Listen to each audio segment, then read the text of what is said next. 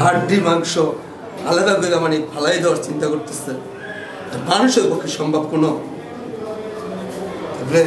তো প্রথম ছবি তো আমি তুলছি এখানে, ফার্স্ট ছবি ঢুকা সকাল কয়টা বাজে তখন বাজে সকাল ঢুকতে দিয়েছে 1:19-এ আমি এই ছবিটা তুলতে পারছি, তার আগে তুলতে দেয়নি।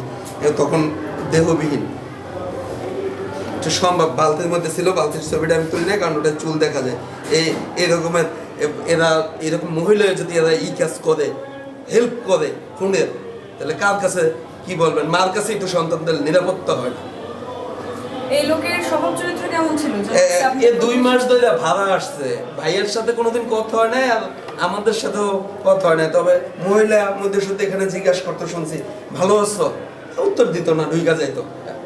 তাই মাদ্রাসায় পড়ে, তো মেয়ে তো স্কুলে পড়ে, বোরকা পরে যা আশা করে, ওরকম সবার সাথে একটু কথা বলে। আপনি ভাগটা বুঝতে পারবেন যে ভাগ 1 সপ্তাহ 15 দিনে, এটা 1 মাসে বিচার কমপ্লিট করে দেওয়া উচিত।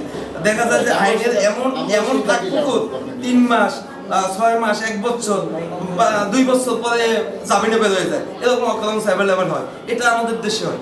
আমাদের বিচারটা সৌদির বিচারের মতো হওয়া উচিত, যে পাবলিকের সামনে একে তুলে ধরে যে পাথর মেরে নিক্ষেপ করে মেরে ফেলো, তাহলে দেখা যায় যে আর কেউ এটা পাবে না, কখনো সাহস পাবে না। এই দাবিটা আপনারা জানাইতেই পারেন এবং সেটাই আমরা তুলি। এটা কখনোই কেউ সাহস পায় না এরকম একটা খুন করার জন্য।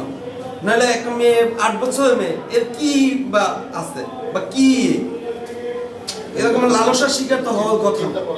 আর এখানে আপনি দেখেন 6 ফিট জায়গা, এটা একটা মেয়ের কিভাবে আপনি সেফ দিবেন? দেখেন 6 ফিট, বাসা টু বাসা 6 ফিট জায়গা, কিভাবে একটা মেয়ের সেফ দিবেন যদি এখান থেকে নেওয়া যায়?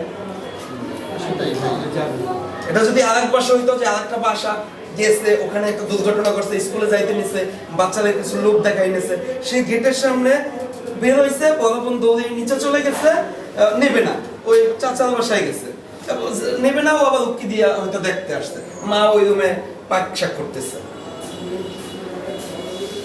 মা বলছে যাইস না, তুই দাঁত ব্রাশ কর, তোকে স্কুলে নিয়ে যাবো।